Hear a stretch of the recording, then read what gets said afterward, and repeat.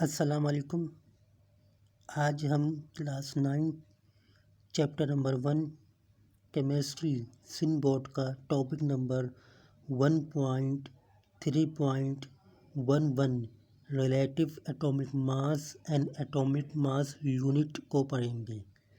आज हम पढ़ेंगे कि रिलेटिव एटॉमिक मास क्या होता है।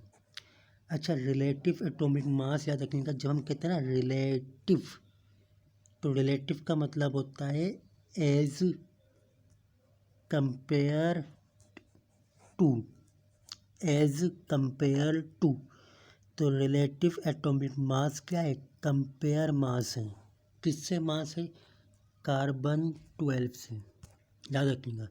तो रिलेटिव एटॉमिक मास वो एटॉमिक मास होता है जो हम कार्बन 12 से कंपेयर करके लेते हैं। तो कार्बन 12 से जो मास कंपेयर करके लिया जाता है उस मास को कहा जाता है रिलेटिव एटॉमिक मास। सिंपल याद रखिएगा कि रिलेटिव एटॉमिक मास वो एटॉमिक मास होता है जो हम कार्बन 12 से कंपेयर करके लेते हैं। सही है। डेफिनेशन क्या लिखी हुई है? The relative atomic mass of an atom is the average mass of natural occurring isotopes. यानी कि ये क्या है? ये एवरेज मास है। किसका एवरेज मास है? आइसोटॉप्स का। जो कुदरती तौर पे हमें आइसोटॉप्स मिलते हैं उनका एवरेज मास है, और ये कंपेयर किया जाता है कार्बन 12 से। तो रिलेटिव एटॉमिक मास वो एवरेज एटॉमिक मास होता है आइसोटॉप्स का जो हम कार्बन 12 से कंपेयर करके लेते हैं। तो कार्बन 12 से कंपेयर करके लिए जाने वाला मास क्या होता है? वो आपके पास रिलेटिव एटॉमिक मास होता है। मिसाल के तौर पर कार्बन 12 जो है इसका मास 12 ग्राम है। हमने एक तरफ ये ले लिया, कार्बन रखा, और एक जगह हमने हाइड्रोजन रखना शुरू कर दिए। जब हाइड्रोजन आया 1 के बराबर आ गए, 12 हाइड्रोजन आ गए। तो जब हाइड्रोजन हमारे पास कंपेयर किया तो हाइड्रोजन का मास हमारे पास 1 आया। यानी कि जो हमारे पास हाइड्रोजन है ये 12 टाइम्स लाइटर है किससे? कार्बन से। यानी कि कार्बन जो है वो 12 टाइम हैवियर है किससे? हाइड्रोजन से। कार्बन क्या है? कार्बन इसमें स्टैंडर्ड लिया गया है। कार्बन इसमें स्टैंडर्ड लिया गया, याद रखिएगा। कार्बन क्या लिया गया है? इसमें स्टैंडर्ड लिया गया है। क्यों लिया गया है, किस लिए लिया गया है, इस टॉपिक में तो मैं नहीं जा रहा, लेकिन याद रखिएगा रिलेटिव एटॉमिक मास को कैलकुलेट करते वक्त जिस एटम को, जिस एलिमेंट को स्टैंडर्ड लिया गया है वो कार्बन 12 है। याद रखिएगा कार्बन 12 की एक तो नेचुरल अपेंडेंस बहुत ज़्यादा है ना, और स्टेबल है ये, इस वजह से इसको लिया गया। तो आप सिंपल क्या कहेंगे? आप कहेंगे रिलेटिव एटॉमिक मास वो एटॉमिक मास होता है, वो एवरेज एटॉमिक मास होता है आइसोटॉप्स का जो हम कार्बन 12 से कंपेयर करके लेते हैं। सही है। इसका फॉर्मूला ऊपर लगा हुआ है, लिखा हुआ है कि रिलेटिव एटॉमिक मास बराबर है average mass of 1 atom of element divide by 1/12 multiply by the mass of 1 atom of carbon 12। Carbon 12 के एक एटम का मास मल्टीप्लाई करेंगे 1/12 से, और फिर इसके ऊपर क्या आ जाएगा? Average mass of 1 atom of an element. कोई भी एलिमेंट होगा उसके एक एटम का एवरेज मास लेंगे, उसको डिवाइड कर देंगे 1/12 of the mass of 1 atom of carbon 12 से, तो आपको रिलेटिव एटॉमिक मास निकल जाएगा।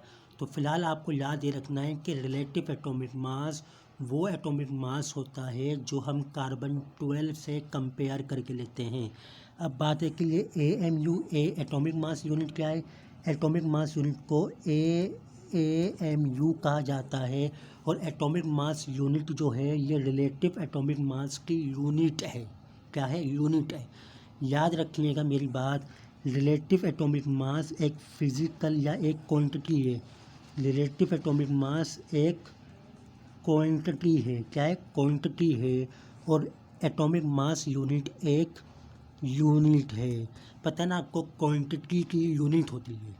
जैसे किसी चीज़ को वेट करना है, मास की यूनिट केजी है। फोर्स की यूनिट न्यूटन है। इसी तरह रिलेटिव एटॉमिक मास की unit AMU atomic mass unit है। तो रिलेटिव एटॉमिक मास एक क्वांटिटी है और एटॉमिक मास यूनिट इसकी यूनिट है। इसकी वैल्यू कितनी है ज़रा देखिए आप इसकी वैल्यू। इसकी वैल्यू ये लिखी हुई है कि इसकी वैल्यू है 1 MU बराबर है 1.66 10 की पावर -24 10 की पावर -24 ग्राम के बराबर है। कौन? 1 MU। 1 MU किसके बराबर है? 1 MU बराबर है 1.66 एक्सपोनेंट -24 ग्राम के बराबर है। ये आपने याद रखना है।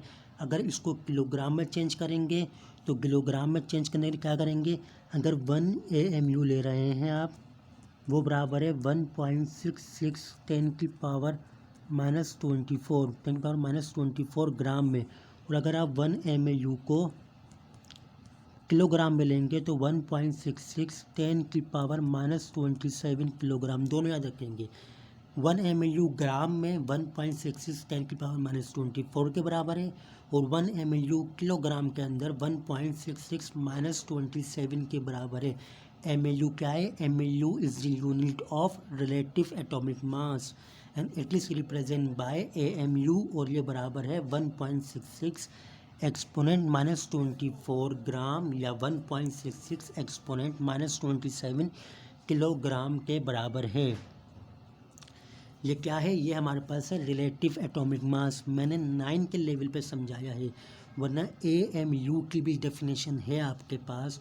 और ये भी बता दूं मैं आपको कि रिलेटिव एटॉमिक मास यूनिट जो है, रिलेटिव एटॉमिक मास जो है इसकी कोई यूनिट नहीं है, लेकिन हमारी 9 की बुक में लिखा हुआ है कि इसकी यूनिट है, तो इसलिए इसकी यूनिट को मैंने एटॉमिक मास यूनिट कहा गया। तो ये आपको मेरी बात समझ में आ गई होगी कि रिलेटिव एटॉमिक मास क्या होता है और एटॉमिक मास यूनिट क्या होता है।